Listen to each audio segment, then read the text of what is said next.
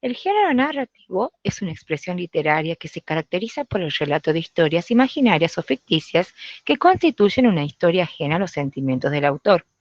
Aunque sea imaginaria, la historia literaria toma sus modelos del mundo real y esta relación entre imaginación y experiencia es lo que le da un valor especial a la lectura.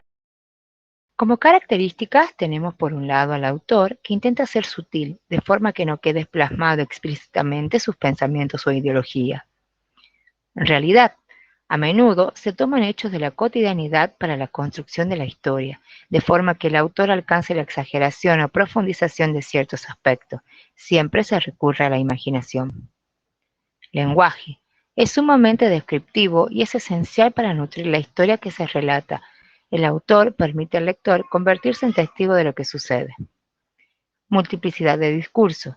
La narrativa puede estar inmersa en discursos variados, como pueden ser históricos, cinematográficos, poéticos, periodísticos, etc. Conflicto.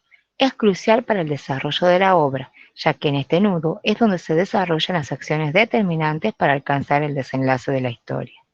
¿Cómo se estructuran los textos del género narrativo? Tenemos por un lado la introducción, a donde se presentan los personajes en un tiempo y lugar determinado. El nudo es el momento donde se presenta el conflicto, es la parte más interesante de la historia, donde los personajes deben superar obstáculos para alcanzar la meta. Desenlace es el momento cúspide de la historia, poco a poco los personajes van resolviendo los conflictos hasta alcanzar un momento de paz. Los elementos de la narrativa. Espacio. Es el marco físico donde se sitúan los personajes, vincula el espacio geográfico y social, y se divide en dos: el espacio real, que será el lugar que existe en la realidad, y el espacio ficticio, que será inventado o producido por la imaginación. Tiempo. Es el periodo en el que se desarrolla la historia.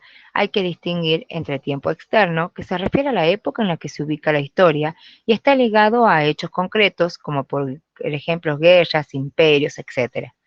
Y el tiempo interno, que se enfoca en la duración de los acontecimientos que se narran, dado que puede tomar toda una vida o incluso desarrollarse en unas horas.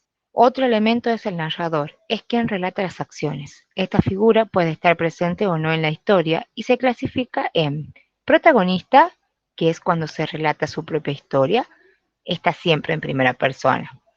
Testigo, relata lo que ve y escucha, está en tercera persona.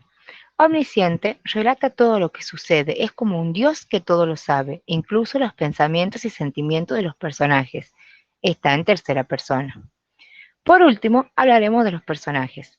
Según su participación en la historia, se dividen en principales, cuando la historia transcurre alrededor de él o ella; secundarias, donde su importancia es menor, aunque a veces adquiere relevancia en algún episodio; y fugaces, aparecen en algún episodio con una función poco importante.